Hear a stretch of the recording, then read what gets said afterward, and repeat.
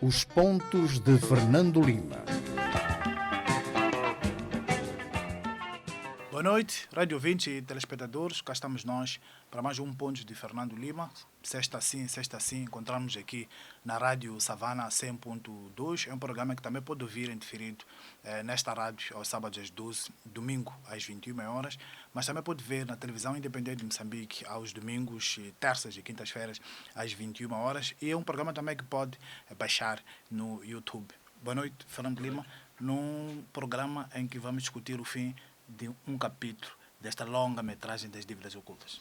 Exatamente, há mais arguidos e acusados para serem julgados em Nova Iorque, portanto, fechou o pano apenas para Jean Bustani. E se fôssemos na linguagem cinematográfica, há capítulos que estão a ser gravados aqui em Moçambique e os outros na África do Sul. Exatamente, que são capítulos conexos. Portanto, digamos que há um time de filmagens na África do Sul, outra equipa de filmagem em Maputo e outra em stand-by em Nova Iorque. Muito bem, antes de entrarmos para este tema, Fernando Lima, vamos ao seu foco de semana, que é a crise que está a passar a South African Airways, que é a companhia aérea sul-africana. Exatamente. Por causa exatamente do Jean Bustani, eu viajei, fiz 2 voos para Nova Iorque na South African Airways e fiquei muito desapontado. É como se estivesse a viajar num enorme autocarro para Nova Iorque. Isso dá a dimensão da crise da companhia de bandeira sul-africana. Habitualmente, as companhias aéreas dão todos os privilégios e destaque para este voo. O voo de Nova Iorque é o voo onde estão concentradas as atenções. E o serviço da South African Airways não era mau, era péssimo. E isto deve-se exatamente à grande crise porque a South African Airways está a passar. Durante a minha estadia em Nova Iorque, aliás, houve uma greve terrível na companhia. 8 dias de greve, vários voos suspensos. A companhia tinha um prejuízo diário de 52 milhões de rands, qualquer coisa como 5 milhões de dólares. E os sindicatos ligados ao ANC, o partido no poder, dizem que o problema não é um problema sindical.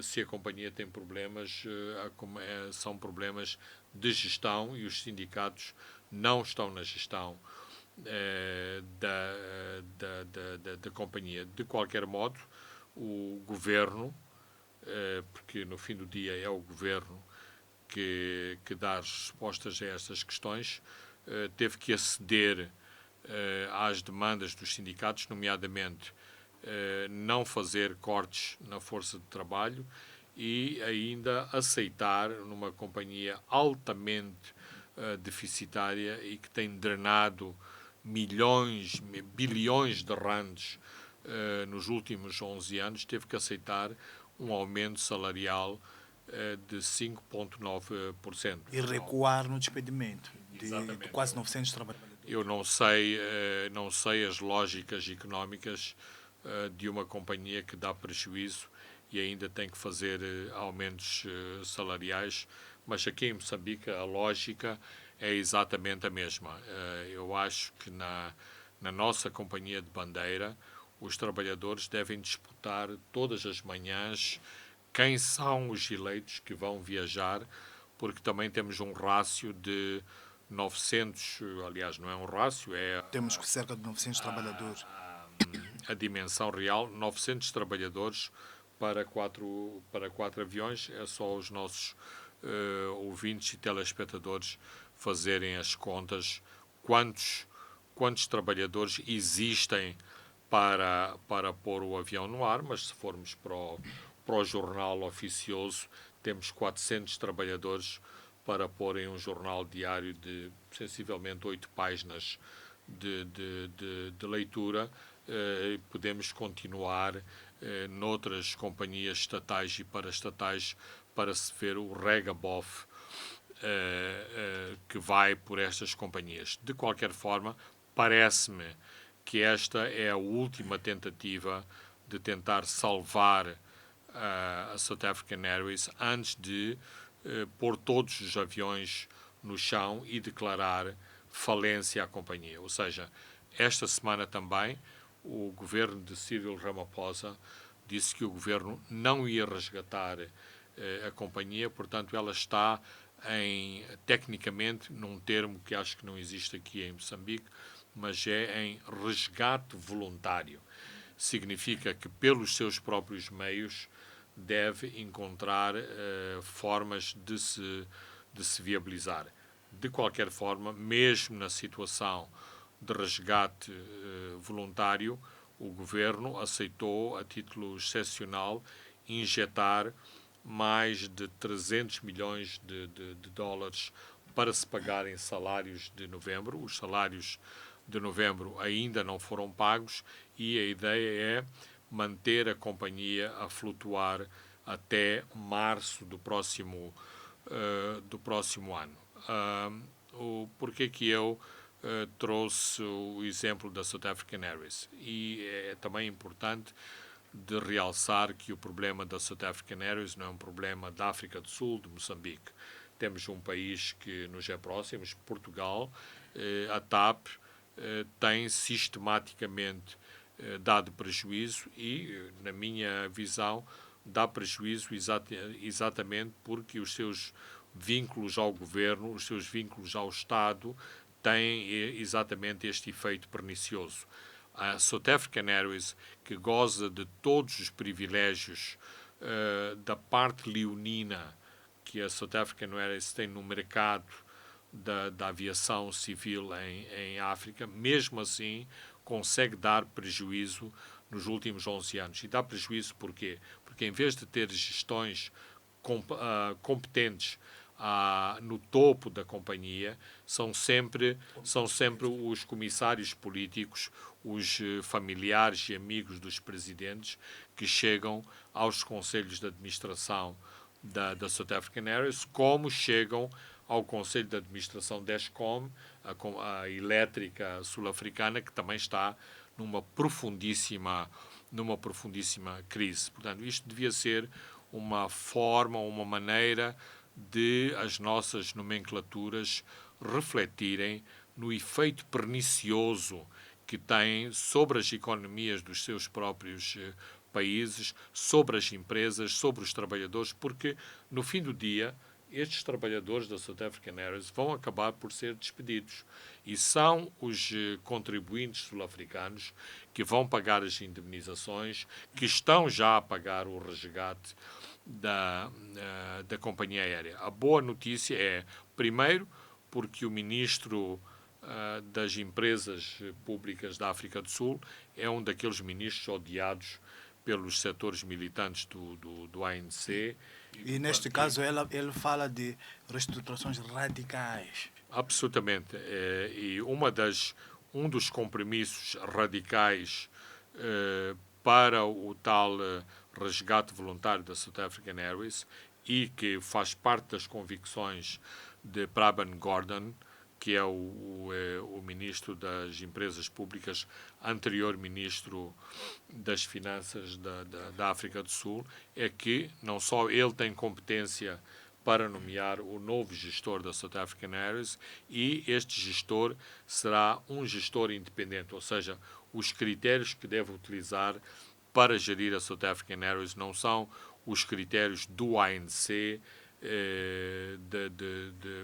critérios com motivações políticas, tem que ser critérios de natureza económica, porque só respeitando padrões de natureza económica, e quando eu digo padrões de natureza económica não é que tem que ser padrões capitalistas a 100%, é preciso ter em conta os trabalhadores, é preciso ter em conta mecanismos democráticos dentro das empresas que tomem em conta os direitos dos trabalhadores, mas é preciso critérios de natureza, que os critérios da natureza económica sejam os dominantes para não se chegar a estas aberrações em que a companhia sul-africana, para manter, ou seja, a companhia aérea sul-africana mantém artificialmente os seus aviões no ar, uma vez que não tem de facto dinheiro para abastecer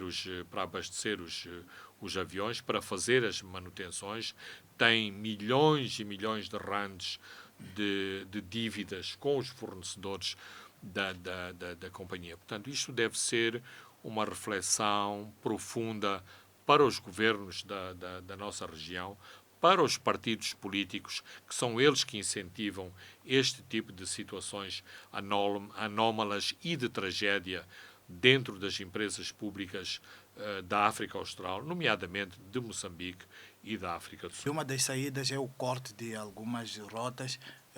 A South African Railways vem muito a Moçambique, cortando parte o número de vezes que vem a Moçambique. A LM também pode sair a ganhar.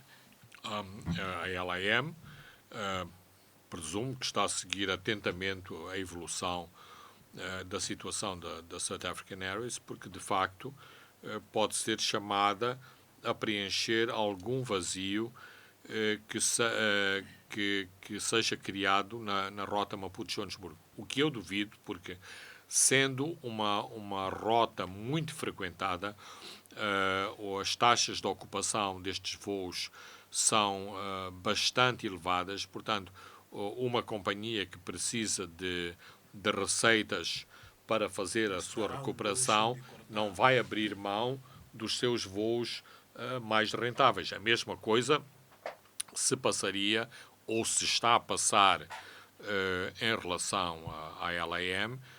Por exemplo, infelizmente a situação é essa.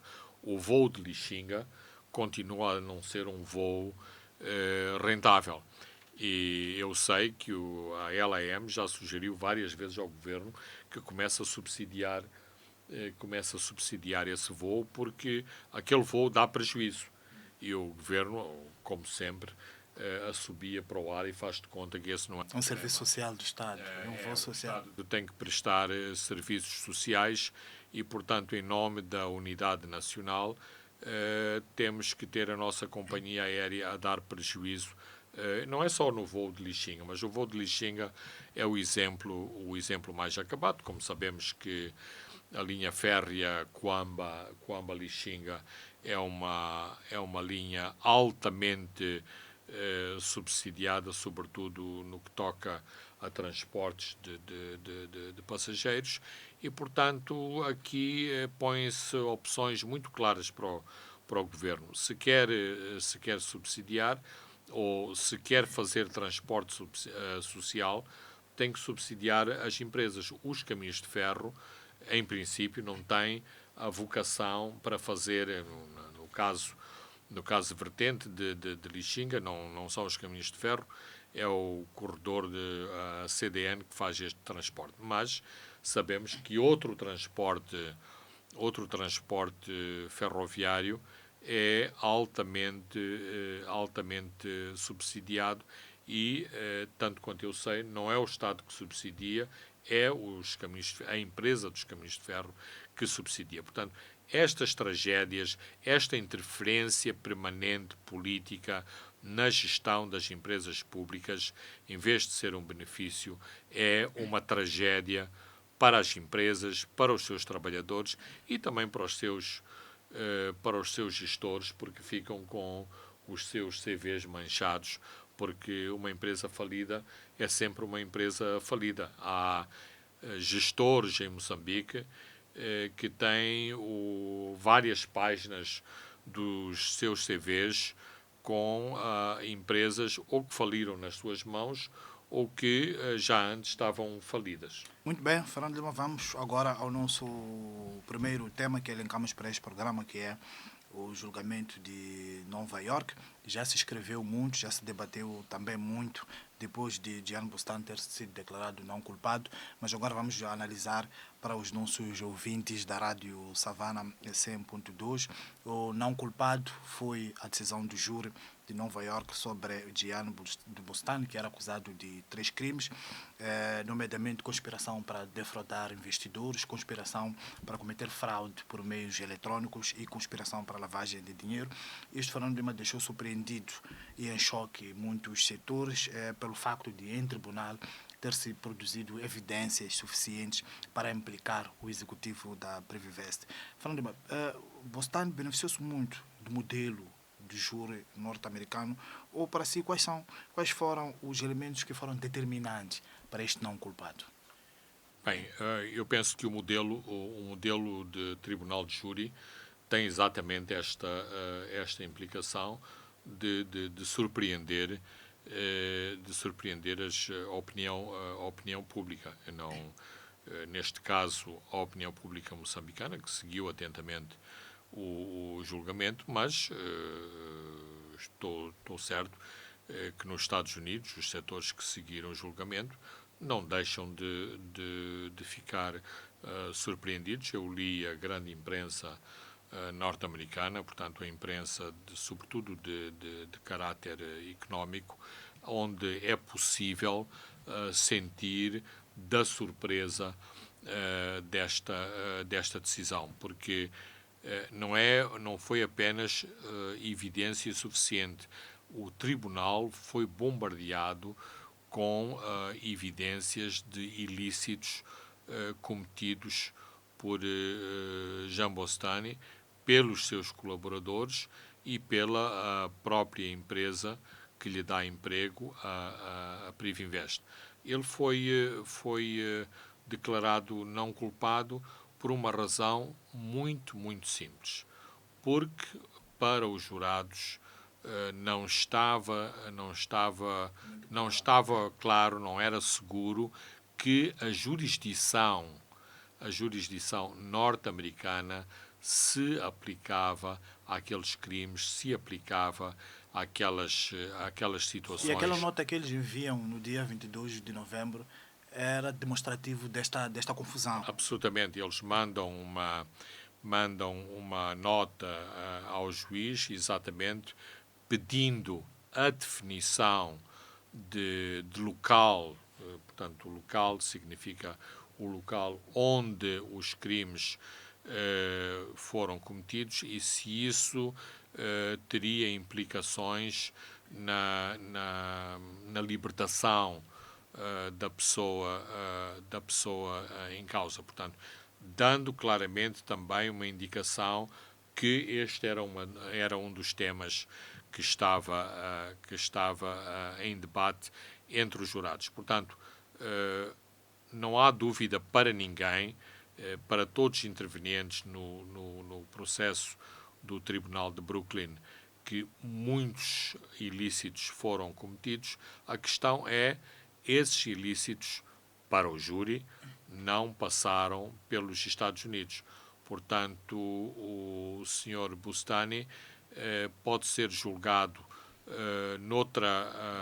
noutra praça jurídica, mas não nos Estados Unidos. Este é essencialmente aquilo que o Tribunal de Nova Iorque deliberou, ou seja, não considerou que o Sr. Bustani não cometeu crimes. Aliás, até o próprio Bustani, durante a sua própria audição, nunca desmentiu que cometeu crime. Só diz que eu não cometi crimes aqui, não usei o sistema financeiro norte-americano. A questão fundamental que aconteceu em Nova Iorque é que, para uma narrativa de subornos e luvas que foi montada pela acusação, a defesa de Bustani pôs a circular uma versão alternativa em que, por um lado, um quadro geral em que Moçambique é um país altamente corrupto e que todos aqui em Moçambique são corruptos e, portanto, para lidar com a corrupção é preciso pagar subornos e é preciso pagar luvas. Uma parte das mensagens que foram circuladas também foram corroboradas pela defesa, exatamente para enfatizar que se vive num país de grande corrupção e, portanto, que é preciso manter todos os intervenientes alegres e a bater palmas. E, portanto, que não há nada a fazer, quer no Líbano, quer no Abu Dhabi, quer no continente africano, os subornos são palavra de ordem, mais que exatamente o conflito de interesses não é um problema. Ou seja, durante o dia, um diretor da segurança de Moçambique centra-se do outro lado da mesa para discutir com a sua contraparte libanesa um contrato de manutenção naval. À noite, senta-se na mesma mesa para discutir compra de terrenos atrás do Radisson ou outros investimentos de natureza imobiliária, não há problema. Ora, isto em Moçambique e noutros países, incluindo os Estados Unidos, é crime.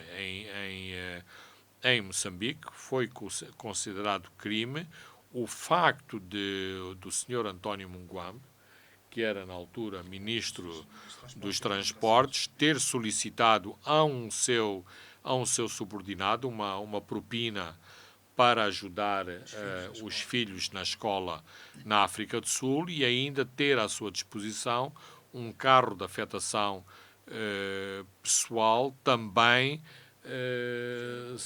cedido pela empresa Aeroportos de Moçambique. Isto não aconteceu há muito tempo, portanto, a noção de conflito de interesses é uma noção muito clara para os nossos titulares de cargos públicos e para os nossos agentes do Estado. Portanto, todas as pessoas com afiliações ao Estado, e é importante dizer que nem todos eram funcionários de Estado quando todos estes ilícitos foram cometidos, tinham claramente a noção de que estavam a cometer um crime. Mesmo outra situação de conflito de interesses.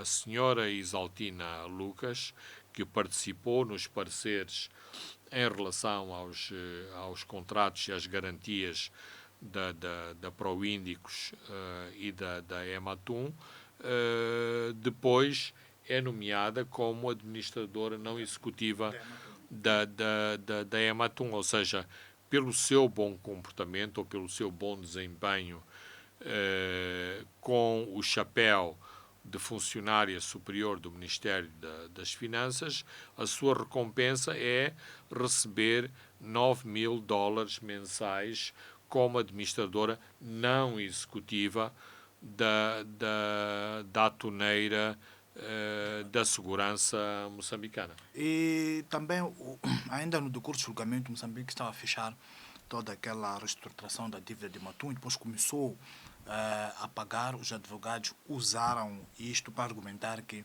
não há nenhum investidor que está a ser defraudado.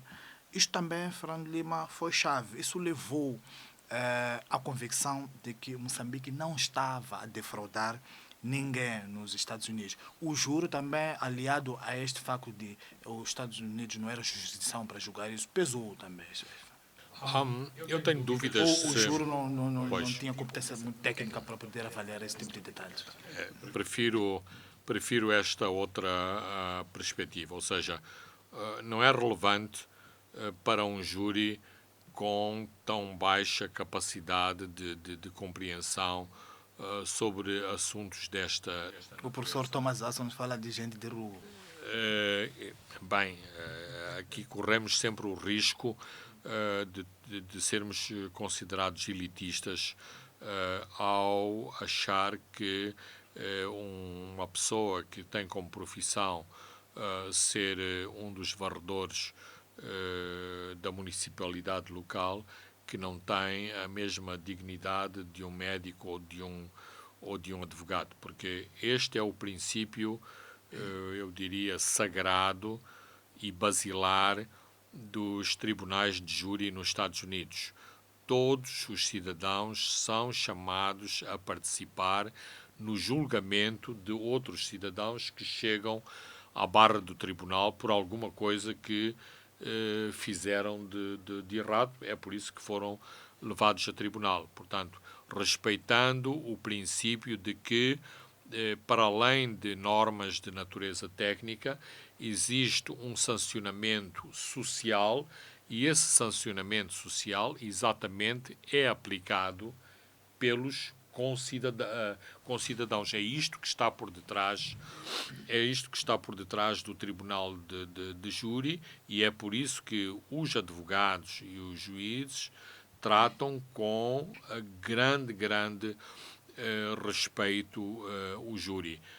É importante também dizer que toda a questão da reestruturação da dívida da Ematum é parte de um debate muito politizado, de um debate muito agressivo entre aqueles que se opõem às dívidas injustas, odiosas e consideradas de não passíveis de pagamento, ajudados pela opinião do Conselho Constitucional, que acha que este contrato é ilegal, é nulo e não tem um enquadramento constitucional, e, por outro lado, os setores que acham que, face aos compromissos internacionais de Moçambique, e no qual se enquadra o próprio governo moçambicano e vários escritórios de advogados aqui em Moçambique, que, independentemente daquilo que o Conselho Constitucional decidiu, há que respeitar os compromissos internacionais, e por isso agora enchem a boca com as notações das agências de rating que passaram o país de incumprimento, portanto, de situação de falência para situação de lixo, porque ter a anotação CCC, mesmo que seja CCC+, digamos que é um lixo Que cheira menos.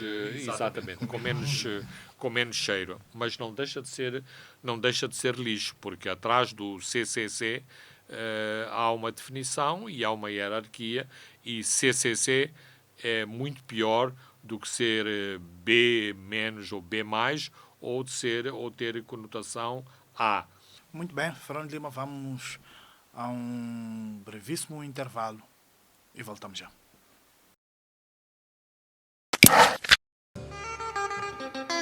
Boa noite, rádio ouvintes e telespectadores. Estamos de volta à segunda e à última parte dos pontos de Fernando Lima. Continuamos a analisar o julgamento de Nova Iorque.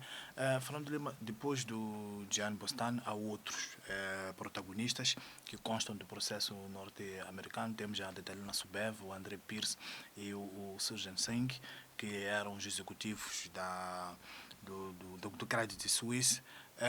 Eles beneficiaram de eleição premiada, saíram, já não são arguidos, mas o tribunal tem uma palavra a dizer sobre eles.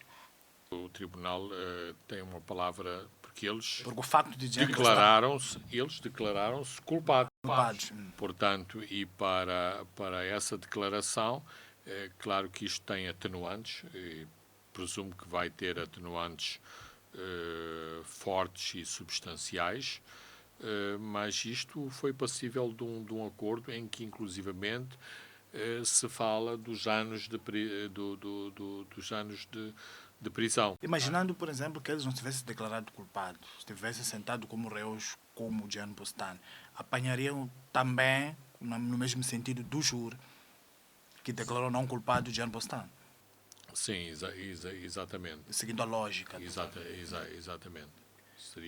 Seria essa a lógica. Portanto, eventualmente são capazes de se estarem arrependidos. Mas aqui há outros fatores que é preciso ter em consideração e que nós ainda não conhecemos, nomeadamente a ligação com o Credit Suisse, que não viu ainda afastada a possibilidade de ser multado pelas autoridades financeiras e de fraude dos Estados Unidos. As próprias ambições profissionais dos três antigos executivos de topo do Credit Suisse, porque não é bom ter o seu CV manchado nos Estados Unidos, tendo ambições de viajar por todo o mundo. Aliás, basta ver o exemplo de Bustani, que estava de férias na República Dominicana e foi parar numa cadeia em Nova Iorque sem sequer ter sido extraditado para os Estados Unidos. Portanto, tecnicamente, e isto mostra a vulnerabilidade de todos estes países da América Central e das Caraíbas, tecnicamente, a República Dominicana pôs Bustani a caminho de Paris, de onde ele era proveniente, com uma passagem em trânsito em Nova Iorque, e ele foi detido quando estava, teoricamente, tecnicamente, em trânsito a caminho de Paris, num aeroporto de Nova Iorque. Claro que isto foi tudo organizado com as autoridades norte-americanas. Foram as autoridades norte-americanas que determinaram que a polícia de São Domingo prendesse ou detivesse Bustani e a sua esposa quando estavam na cidade de São Domingo. Mas quem agora também esfrega as mãos é o Skandar Safa, o proprietário da Privinvest. Com esta decisão, recuperam ou não um pouco o prestígio perdido, ou muitas zonas de penumbras ainda têm que explicar, sobretudo para a justiça moçambicana, num outro capítulo das dívidas ocultas? Bem, eu acho que, não obstante todo o esforço que a Privinvest fez, e a Privinvest faz também investimentos na área das relações públicas e da sua imagem em todo o mundo, uma vez que eles fornecem equipamentos para cerca de 40 países à volta do mundo. A Privinvest não saiu bem na fotografia, independentemente do seu executivo ter sido exonerado dos crimes nos Estados Unidos. Claro que aí existe aquela máxima de que muitas vezes o dinheiro acaba por falar mais alto, mas o próprio Skandar Safa não é imune às desconfianças que existem sobre si. Podemos constatar na acusação norte-americana que houve um esforço, por exemplo, de branquear a sua própria imagem nas auditorias forenses que foram feitas aos empréstimos, exatamente porque Skandar Safa, no passado, esteve envolvido noutras controvérsias de natureza financeira. Portanto, há muitas desconfianças em relação à lisura e à personalidade de Skandar Safa. E a PGR também solicitou documentação produzida lá nos Estados Unidos. Até que ponto também, Fernando de Lima, seria interessante também uma acusação contra Bustani, em Moçambique, para ele vir aclarar essas zonas de penumbra neste processo? O mandato do captura internacional, talvez. Eu acho importante. Tenho dúvidas se isso acontecerá, mas acho que não só é óbvio que a PGR tenha tomado esta iniciativa ou tenha dado a conhecer esta iniciativa, vale o que vale, mas tinha que o fazer, mas a lógica de Bustani funciona, em última análise, para a lógica de ter Xang em Maputo. Será que alguns dos pormenores deliciosos das atividades de Bustani junto do governo do dia, quando negociou os 3 contratos em Moçambique, seriam consubstanciados, complementarizados em Moçambique, ou em Moçambique assistiríamos a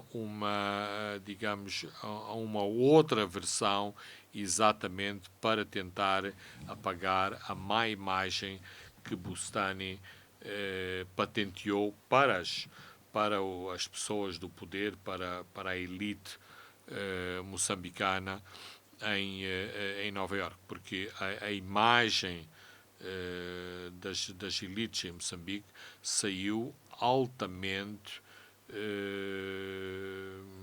negativizada pelas declarações de Bustani e também pela defesa de Bustani em Nova Iorque. Ou seja, o governo de Moçambique foi completamente banalizado, quase ao nível da caricatura, quase ao nível daqueles relatos que temos internacionalmente de como os governos africanos se comportam, aquilo que vulgarmente dizemos uma república das bananas. Foi assim que foi tratado o governo de Moçambique em Nova Iorque.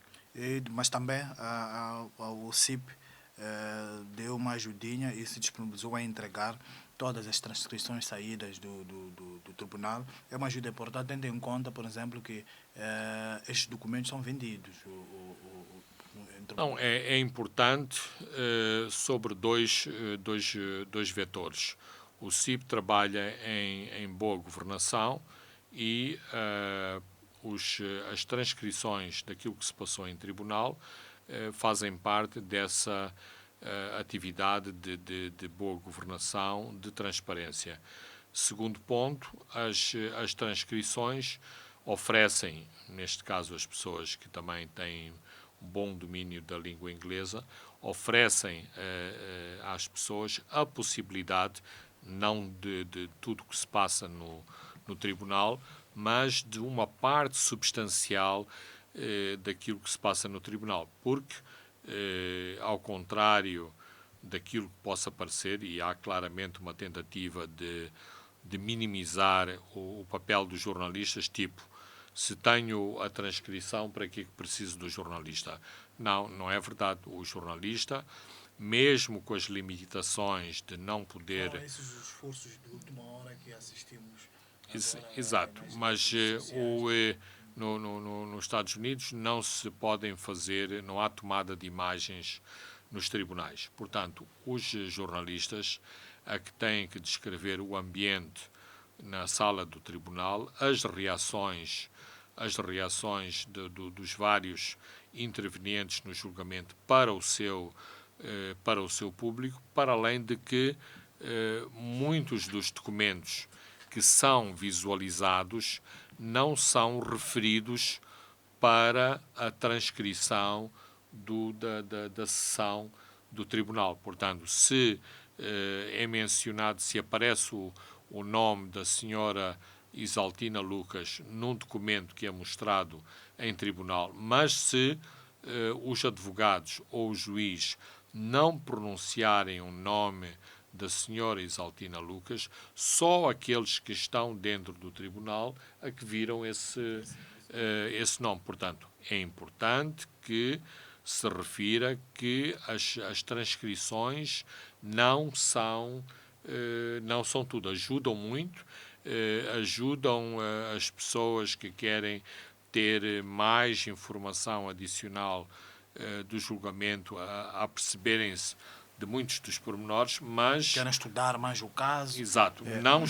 Não chega. Não é suficiente porque não há anexos. E como é que olha este último esforço de alguns setores aqui em Moçambique de procurar ridicularizar os jornalistas que estiveram a cobrir esse julgamento, ridicularizar, sobretudo, o CIP, colocando no lugar de uma organização lesa pátria e também o FMO? Bem, eu penso que são sempre aqueles problemas que, na impossibilidade de se atacar a mensagem, ataca-se o mensageiro. É legítimo de todas as entidades terem jornalistas, terem os seus representantes no tribunal, não estavam proibidos de o fazer, mas exatamente houve uma má percepção daquilo que seria o cenário de Nova Iorque. E, portanto, as pessoas que à última da hora tentaram inverter os factos só se podem lamentar de si próprios por não terem tomado atempadamente esta decisão de terem um jornalista, de terem um representante no tribunal. Havia mesmo, e isto foi feito de viva voz e por escrito, havia incentivos para que as pessoas, o público, não seguisse o que se passava em Nova Iorque. Ora, na minha opinião, isto teve um efeito contraproducente, ou seja, quanto mais havia insistência para não se seguir o que se passava em Nova Iorque, mais as pessoas seguiam o que se passava em Nova Iorque. Mais também existe esta tendência, que já falámos aqui várias vezes, do jornalismo ou do não jornalismo de espreitar pelo buraco da fechadura. Ora, quem não gosta, quem pode resistir a espreitar pelo buraco da fechadura se quem está a ver pelo outro lado é o ex-chefe de Estado, a sua família? Ninguém pode. É impossível as pessoas não se renderem a este voyeurismo, a este tipo de informações. Quando é que isto aconteceu? Como é que foi o encontro? O que é que se disse no encontro? Mesmo que muitas vezes estes relatos podem ter sido retocados para... Aliás, vocês que estavam em Nova Iorque recebiam insistentemente pedidos de informações informais de algumas pessoas que querem saber o que é que está a acontecer em Nova Iorque. Isto é demonstrativo de que as pessoas queriam seguir com atenção aquele julgamento. Absolutamente mais. Todos sabem que os jornalistas não escrevem tudo o que observam. Não é? Há certamente sempre uma seleção de factos que são seguidos. Os jornalistas não são necessariamente aquilo que nos Estados Unidos chamam os repórteres do tribunal. O repórter do tribunal é o equivalente ao escrivão do tribunal moçambicano. Portanto, aqueles que vão anotando o que é que acontecem e estenografam todos os dados. Ora, o jornalista não é o estenógrafo do tribunal, não é o homem das atas do tribunal. E claro que há todo o interesse em se procurar uma versão off the record, portanto, uma versão não publicada ou não publicável do que se passou em Nova Iorque, por exemplo. Eu acho que se houvesse 100 jornalistas em Nova Iorque seria mais difícil disto acontecer, mas com poucos jornalistas a cobrir este julgamento, houve como que um pacto entre os jornalistas de, enquanto não fosse conhecida aquela lista dos consultores na sua total extensão, que não se publicariam alguns nomes, porque isto seria extremamente injusto e daria uma ideia de parcialidade não intencional, devo referir, ao referirem-se uns nomes e outros nomes não serem referidos. Mas aquilo que saltou à vista das pessoas foi o nome do antigo chefe de Estado e, portanto, estar-se-ia mais uma vez a singularizar o nome do chefe de Estado, e todas as outras 20 pessoas que apareciam na lista seriam esquecidas. Do meu ponto de vista, acho que foi correto exatamente só se publicar a lista, conhecendo-se todos os nomes e mais tendo os nomes vindo de uma lista que constitui evidência em tribunal. Portanto, é um documento registado oficialmente no tribunal. Ligado a este tema de Jean Bustan está a extradição de Manuel Chang.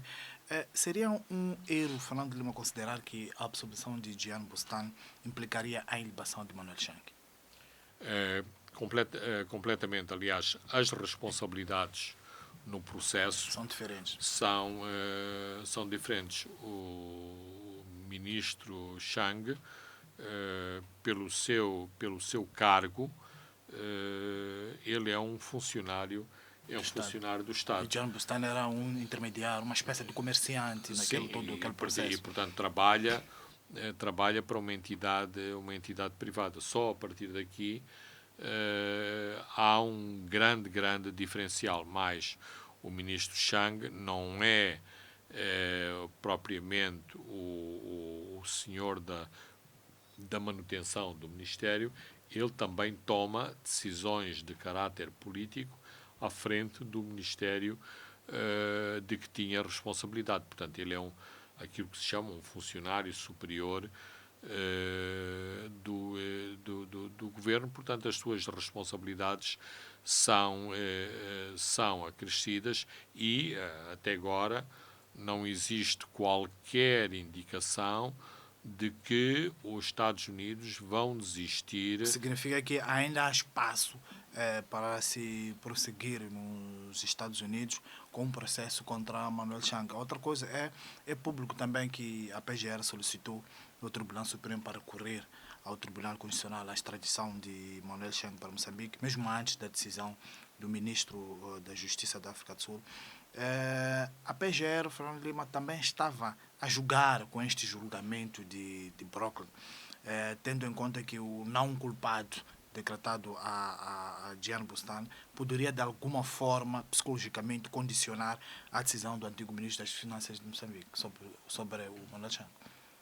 Não, claramente há esta situação criada, eu diria, psicologicamente, mas existem depois um coro de vozes que dão corpo a esta ideia e temos visto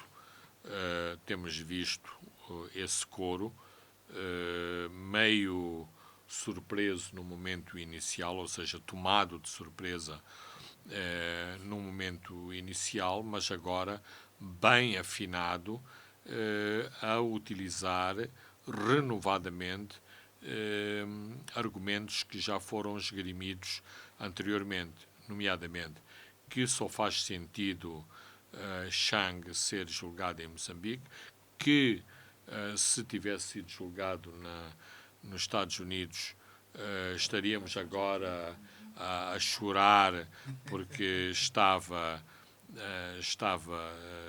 ilibado, porque os jurados aplicariam a Chang a mesma tábua rasa que aplicaram a Jean Bustani e a velha e estafada argumentação de que argumentar ou defender que Chang pode ir aos Estados Unidos é antipatriótico, é não defender o Estado.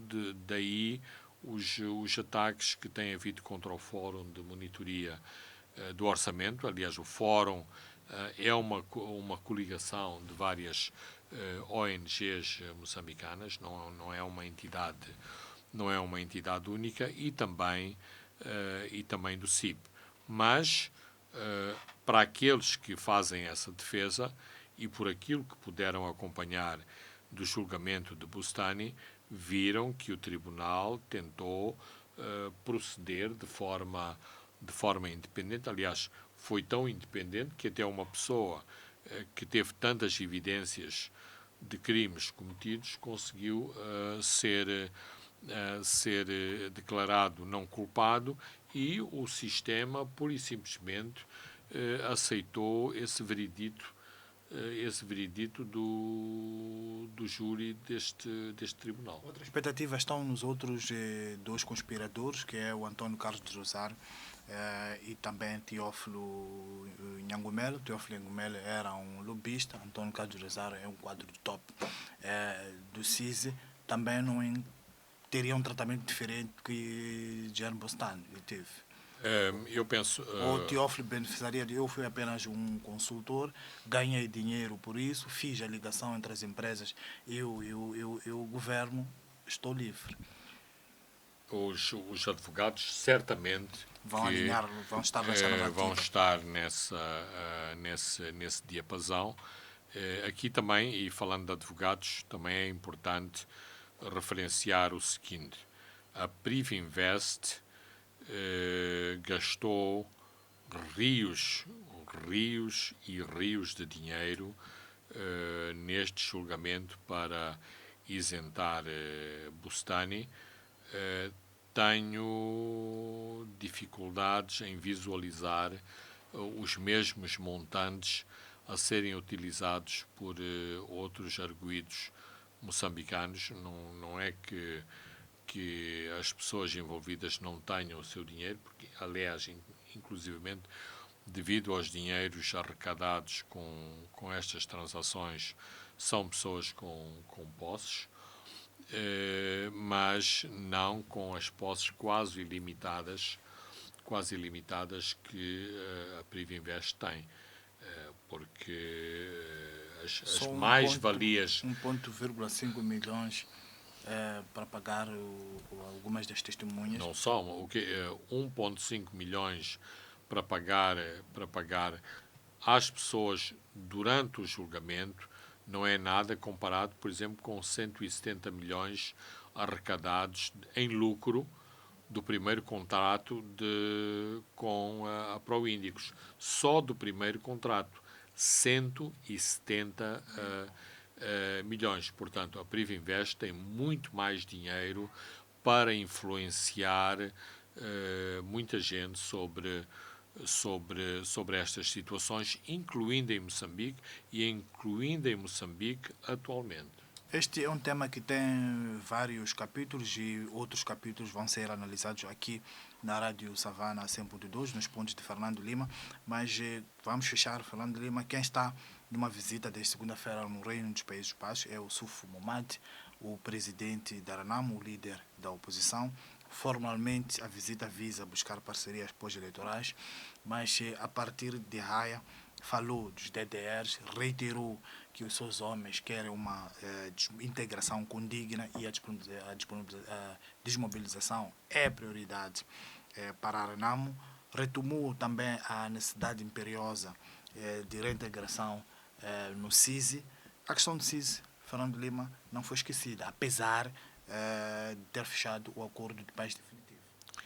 Não, a questão do CISI não foi esquecida e corresponde também a um mal-estar de vários setores da Renamo do porquê da questão do CISI não ter sido incluída no acordo ou nos acordos de paz que foram assinados em agosto deste ano. Ora, num momento em que não ocorre o melhor relacionamento entre a Renamo e o governo, no momento que a Renamo se sente acossada por setores de opinião dentro do seu próprio partido, este tema era natural que reaparecesse à superfície, porque tenta dar pontos ao Sufo Momad, que está a ser atacado pelos seus detratores como um líder forte, como um líder que se vendeu ao governo, nomeadamente por causa da questão do CIS. E apesar também os ataques na zona centro, Fernando Lima, continuam dia após dia. Pois aqui também há outro tipo de problemas, e aqui vem a propósito a questão do tal DDR condigno. numa situação de ataques na zona centro, há esta nuance por parte do governo de não fazer a diferenciação entre a Renamo Dossuf Momad e a Renamo Junta Militar. E, portanto, é natural que o próprio DDR acabe por ser vítima desta situação de confrontação na zona De tal sorte que até ele, a AIA lá na Holanda, dizia que este processo corre um risco, mas a Renamo está, reitera o seu compromisso com os DDR. Bem, basicamente isso são políticas de conjuntura. E qual é a conjuntura? A conjuntura é exatamente essa.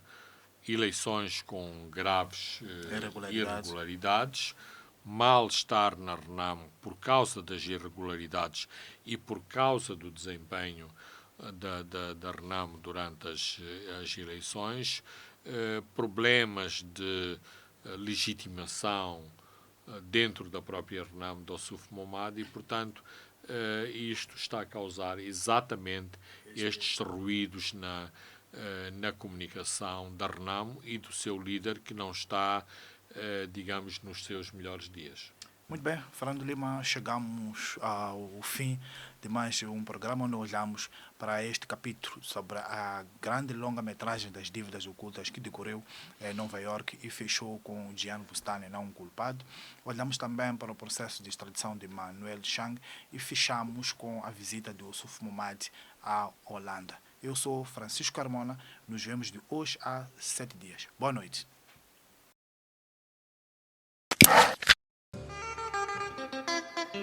Os pontos de Fernando Lima.